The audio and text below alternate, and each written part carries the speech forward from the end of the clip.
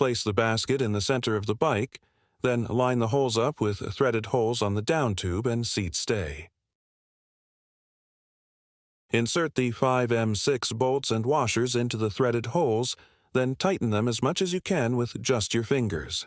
Use a 4mm hex wrench or a small socket driver with a 4mm hex bit to tighten the bolts down until they are snug.